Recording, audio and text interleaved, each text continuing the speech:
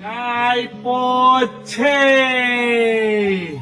આ શબ્દ કાને પડે અને તમારી અંદર ઉત્સાહની એક લહેર ના દોડી ઉઠે ને તો તમે ગુજરાતી નથી. અરે દિવાળી પતે એટલે તરત અમે જૂની ચરખી અને પાકા દોરા શોધવા માંડતા. ઉત્તરાયણ કે 1-2 દિવસનો નહીં, આ તો અમારા માટે મહિનાઓનો તહેવાર હતો. ઈ કાચવાળા, ચાઇનીઝ અને પાકા દોરાનો ગાંડો ક્રેઝ અને ઈ સાચા કન્ના બાંધતા આવડવાનું અભિમાન કેમ કરી ભૂલાય યાર.